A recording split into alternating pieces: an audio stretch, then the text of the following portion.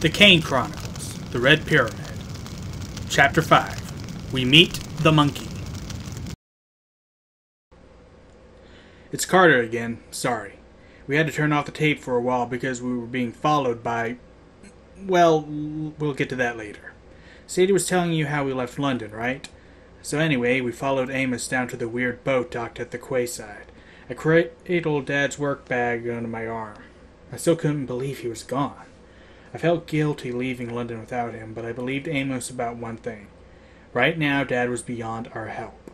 I didn't trust Amos, but I figured if I wanted to find out what happened to Dad, I was going to have to go along with him. He was the only one who seemed to know anything. Amos stepped aboard the reed boat. Sadie jumped right on, but I hesitated. I'd seen boats like this on the Nile before, and they never seemed very sturdy. It was basically woven together from coils of plant fiber, like a giant floating rug. I figured the torches at the front couldn't be a good idea, because if we didn't sink, we'd burn. At the back, the tiller was manned by a little guy wearing Amos's black trench coat and hat.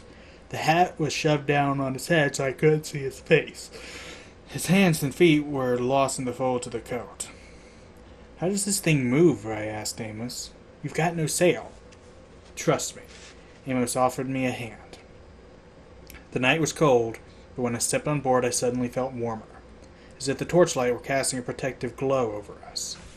In the middle of the boat was a hut made from woven mats. From Sadie's arms, Muffin sniffed at it and growled. "Take a seat inside," Amos suggested. "The trip might be a little rough." "I'll stand, thanks." Sadie nodded at the little guy in back. "Who's your driver?" Amos acted as if he hadn't heard the question. "Hang on, everyone." He nodded to the steersman, and the boat lurched forward. The feeling was hard to describe. You know that tingle in the pit of your stomach when you're on a roller coaster and it goes into free fall? It was kind of like that, except we weren't falling, and the feeling didn't go away. The boat moved with astounding speed. The lights of the city blurred, then we were swallowed in a thick fog. Strange sounds echoed in the dark, slithering and hissing. Distant screams, voices whispering in language I didn't understand. The tingling turned to nausea. The sounds got louder until I was about to scream myself. Then suddenly the boat slowed. The voices stopped, and the fog dissipated. City lights came back, brighter than before. Above us loomed a bridge much taller than any bridge in London. My stomach did a slow roll.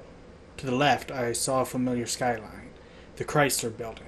The Empire State Building. "Impossible," I said. "That's New York." Sadie looked as green as I felt. She was still cradling Muffin, whose eyes were closed. The cat seemed to be purring. "It can't be," Sadie said. "We only traveled a few minutes."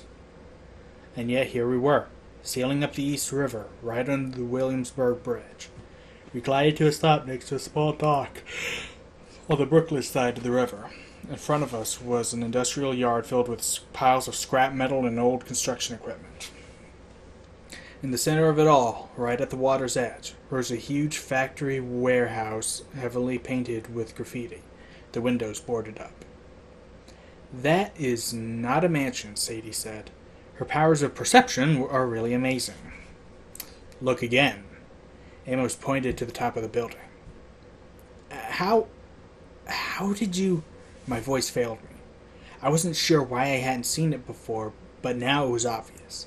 A 5-story mansion perched on the roof of the warehouse. Like another layer of a cake. "You couldn't build a mansion up there." "Long story," Amos said. "But we needed a private location." "And is this the East Shore?" Sadie asked. "You said something about that in London. My grandparents living along the East Shore." Amos smiled. "Yes, very good, Sadie. In ancient times, the east bank of the Nile was always the side of the living, the side where the sun rises. The dead were buried west of the river. It was considered bad luck, even dangerous, to live there. The tradition is still strong among our people." "Our people?" I asked, but Sadie muscled in with another question. "So you can't live in Manhattan?" she asked. Amos's brow furrowed as he looked across at the Empire State Building. "Manhattan has other problems. Other gods." It's best we stay separate. Other what? Sadie demanded. Nothing. Amos walked past us to the steersman. He plucked off the man's hat and coat, and there was no one underneath. The steersman simply wasn't there. Amos put on his fedora, folded his coat over his arm, then waved toward a metal staircase that wound all the way up the side of the warehouse to the mansion on the roof. All ashore, he said, and welcome to the 21st Gnome. Gnome? I asked as we followed him up the stairs. Like those little runty guys? Heavens, no, Amos said. I hate gnomes. They smell horrible. But you said gnome. N-O-M-E. As in a district, a region. The term is from ancient times when Egypt was divided into 42 provinces. Today, the system is a little different. We've gone global. The world is divided into 360 gnomes. Egypt, of course, is the first. Greater New York is the 21st. Sadie glanced at me and twirled her finger around her temple. No, Sadie, Amos said without looking back. I'm not crazy. There's much you need to learn. We reached the top of the stairs. Looking up at the mansion, it was hard to understand what I was seeing. The house was at least 50 feet tall, built of enormous limestone blocks and steel-framed windows. There were hieroglyphs engraved around the windows, and the walls were lit up so the place looked like a cross between a modern museum and an ancient temple. But the weirdest thing was that if I glanced away, the whole building seemed to disappear. I tried it several times just to be sure. If I looked for the mansion from the corner of my eye, it wasn't there. I had to force my eyes to refocus on it, and even that took a lot of willpower. Amos stopped before the entrance, which was the size of a garage door. A dark, heavy square of timber with no visible handle or lock. Carter, after you. How do you think? Great, another mystery. I was about to suggest we ram Amos's head against it and see if that worked. Then I looked at the door again, and I had the strangest feeling. I stretched out my arm. Slowly, without touching the door, I raised my hand and the door followed my movement, sliding upward until it disappeared into the ceiling. Sadie looked stunned. How? I don't know, I admitted, a little embarrassed. Motion sensor, maybe? Interesting. Amos sounded a little troubled. Not the way I would have done it, but very good. Remarkably good. Thanks, I think. Sadie tried to go inside first, but as soon as she stepped on the threshold, Muffin wailed and almost clawed her way out of Sadie's arms. Sadie stumbled backward. What was that about, Cat? Oh, of course, Amos said. My apologies. He put his hand on the cat's head and said, very formally, You may enter. The cat needs permission? I asked. Special circumstances, Amos said, which wasn't much of an explanation, but he walked inside without saying another word. We followed, and this time Muffin stayed quiet. Oh my God. Sadie's jaw dropped. She craned her neck to look at the ceiling, and I thought the gum might fall out of her mouth. Yes, Amos said. This is the great room. I could see why I called it that. The cedar beamed ceiling was 4 stories high, held up by carved stone pillars engraved with hieroglyphs. A weird assortment of musical instruments and ancient Egyptian weapons decorated the walls. 3 levels of balconies ringed the room, with rows of doors all looking out on the main area. The fireplace was big enough to park a car in, with a plasma screen TV above the mantel and massive leather sofas on either side. On the floor was a snakeskin rug, except it was 40 feet long and 15 feet wide, bigger than any snake. Outside, through the glass walls, I could see the terrace that wrapped around the house. It had a swimming pool, a dining area, and a blazing fire pit. And at the end of the great room was a set of double doors marked with the Eye of Horus, and chained with 6 padlocks. I wondered what could possibly be behind them. But the real showstopper was the statue in the center of the great room. It was 30 feet tall, made of black marble. I could tell it was of an Egyptian god because the figure had a human body and animal's head, like a stork or a crane, with a long neck and a really long beak. The god was dressed ancient style in a kilt, sash, and neck collar. He held a scribe's stylus in one hand and an open scroll in the other, as if he had just written the hieroglyphs inscribed there. An Ankh, the Egyptian looped cross, with a rectangle traced around its top. "That's it," Sadie exclaimed. "Per Ankh." I stared at her in disbelief. "All right, how can you read that?" "I don't know," she said. "But it's obvious, isn't it? The top one is shaped like the floor plan of a house." "How did you get that? It's just a box." The thing was, she was right. I recognized the symbol, and it was supposed to be a simplified picture of a house with a doorway.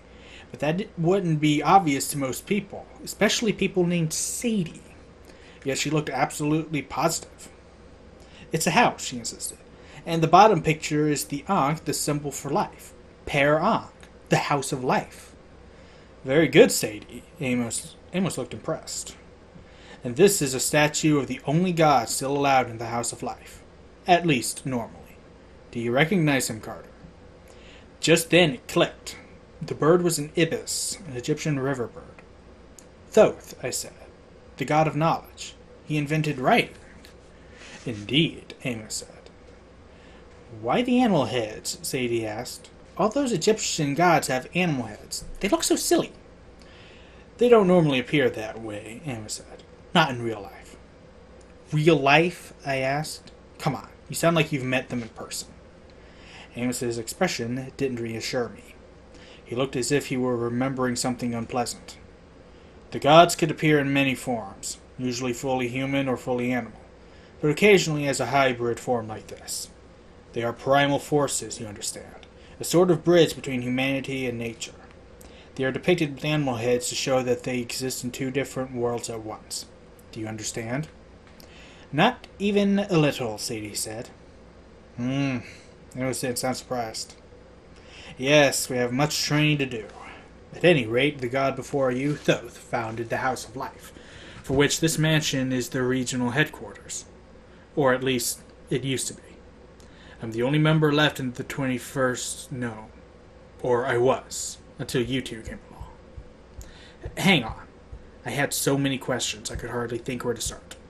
What is the House of Life? Why is Thoth the only god allowed here, and why are you... Carter, I understand how you feel." Amos smiled sympathetically. "But these things are better discussed in daylight. You need to get some sleep, and I don't want you to have nightmares." "You think I can sleep?" "Wow." Muffin stretched in Sadie's arms and let loose a huge yawn. Amos clapped his hands. "Khufu!" I thought he'd sneezed because Khufu is a weird name. But then a little dude about 3 feet tall with gold fur and a purple shirt came clambering down the stairs. It took me a second to realize it was a baboon wearing an LA Lakers jersey. The baboon did a flip and landed in front of us. He showed off his fangs and made a sound that was half roar, half belch. His breath smelled like nacho-flavored Doritos. All I could think to say was, "The Lakers are my home team." The baboon slapped his head with both hands and belched again. "Oh, Khufu likes you," Amos said. "You'll get along famously." "Right." Sadie looked dazed. "You've got a monkey butler. Why not?" Muffin purred in Sadie's arms as if the baboon didn't bother her at all. "Ah!" Khufu grunted at me. Amos chuckled. "He wants to go one-on-one with you, Carter. To, see your gang." I shifted from foot to foot. Yeah, sure. Maybe tomorrow. But how can you understand... "Carter, I'm afraid you'll have a lot to get used to," Amos said. "But if you're going to survive and save your father, you have to get some rest." "Sorry," Sadie said. "Did you say survive and save our father? Could you expand on that?" "Tomorrow," Amos said. "We'll begin your orientation in the morning. Khufu, show them to their rooms, please." The baboon grunted. He turned and waddled up the stairs. Unfortunately, the Lakers jersey didn't completely cover his multicolored rear. We were about to follow when Amos said, "Carter, the work bag, please. It's best if I lock it in the library." I hesitated. I'd almost forgotten the bag on my shoulder. but it was all I had left of my father. I didn't even have our luggage because it was still locked up at the British Museum. Honestly, I'd been surprised that the police hadn't taken the work back too, but none of them seemed to notice it. You'll get it back, Amos promised, when the time is right.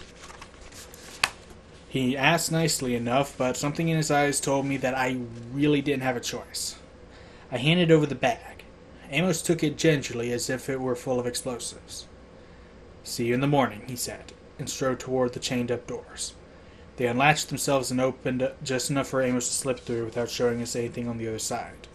Then the chains locked again behind him. I looked at Sadie, unsure what to do. Staying by ourselves in the great room with the creepy statue of Thoth didn't seem like much fun, so we followed Khufu up the stairs. Sadie and I got adjoining rooms on the 3rd floor, and I've got to admit, they were way cooler than any place I'd ever stayed before. I had my own kitchenette, fully stocked with my favorite snacks. Ginger ale. No, Sadie, it's not an old person's soda. Be quiet. Twix and Skittles. It seemed impossible. How did Amos know what I liked? The TV, computer, and stereo system were totally high-tech. The bathroom was stocked with my regular brand of toothpaste, deodorant, everything. The king-size bed was awesome too, though the pillow was a little strange. Instead of a cloth pillow, it was an ivory headrest like I'd seen in Egyptian tombs. It was decorated with lions and, of course, more hieroglyphs. The room even had a deck that looked out on New York Harbor, with views of Manhattan and the Statue of Liberty in the distance. But the sliding glass doors were locked shut somehow. That was my first indication that something was wrong. I turned to look for Khufu, but he was gone. The door to my room was shut. I tried to open it, but it was locked. A muffled voice came from the next room. Carter? Sadie! I tried the door to her adjoining room, but it was locked too. We're prisoners, she said. Do you think Amos... can we trust him? After all I'd seen today, I didn't trust anything. But I could hear the fear in Sadie's voice. It triggered an unfamiliar feeling in me, like I needed to reassure her. The idea seemed ridiculous. Sadie had always seemed so much braver than me, doing what she wanted, never caring about the consequences. I was the one who got scared. But right now, I felt like I needed to play a role I hadn't played in a long, long time. Big brother. It'll be okay. I tried to sound confident. Look, if Amos wanted to hurt us, he could have done it by now. Try to get some sleep. Carter? Yeah? It was magic, wasn't it? What happened to Dad at the museum? Amos's boat? This house? All of it's magic. I think so. I could hear her sigh. Good. At least I'm not going mad. Don't let the bed bugs bite, I called. And I realized I hadn't said that to Sadie since we had lived together in Los Angeles, when Mom was still alive. I miss Dad, she said. I hardly ever saw him, I know, but I miss him. My eyes got a little teary, but I took a deep breath. I was not going to go all week. Sadie needed me. Dad needed us. We'll find him, I told her. Pleasant dreams. I listened, but the only thing I heard was Muffin meowing and scampering around, exploring her new place. At least she didn't seem unhappy. I got ready for bed and crawled in. The covers were comfortable and warm, but the pillow was just too weird. It gave me neck cramps, so I put it on the floor and went to sleep without it. My first big mistake.